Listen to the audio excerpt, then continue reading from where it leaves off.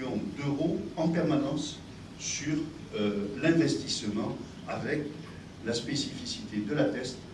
Grâce à la volonté du président, 5 millions d'euros ont été orientés sur le port du Rocher et sur ce dossier que j'évoquerai du dragage du port. Le port du Rocher, je n'évoquerai pas le temps, vous l'avez fait mon cher collègue, mais comme je suis un historique du département, ça fait quelques années que l'on entendait des travaux sur le port du Rocher. Le dragage du port, je ne l'évoquerai pas, c'est quelques décennies. Donc aujourd'hui, en 2 années, je pense que nous avons fait, dans la continuité de ce qui était porté, je le porte avec beaucoup de respect, vous l'imaginez, nous a permis véritablement d'avancer sur cette partie opérationnelle. Le syndicat mixte est une réalité aujourd'hui. Il a pris toute sa place, à côté bien sûr du CIBA, qui, sur les questions du dragage, est un acteur essentiel du parc naturel marin, et avec les objectifs que je me suis permis de rappeler. La gestion portuaire, et notamment la question de la police, les questions d'investissement, qui sont au cœur des objectifs du syndicat mixte, et puis tout ce qui nous permet effectivement d'avancer et d'être extrêmement pragmatique, réaliste et concret. Une attention particulière, vraiment toute particulière pour les équipes. 25 agents, c'est peu. Des capitaineries sur le port qui sont aujourd'hui très opérationnelles. Un siège à Certes.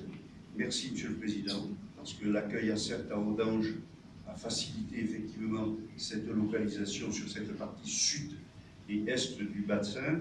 Et puis un hommage particulier à toute l'équipe du syndicat mixte qui est ici présente. À son directeur Cyril Clément. Parce que 2 années, oui, un grand bravo à Cyril Clément. 2 années d'un engagement exceptionnel. 2 jours, 2 nuits, 2 week-ends. Alors une image qui m'est revenue naturellement parce que nous avons beaucoup de points communs tous les deux, c'est d'avoir les mêmes volontés, de ne pas être des causeux, mais d'être des faiseux. Voilà. Je suis un petit peu caricatural, mais presque. Et il est passionné comme moi, et c'est vraiment d'actualité, par le Tour de France.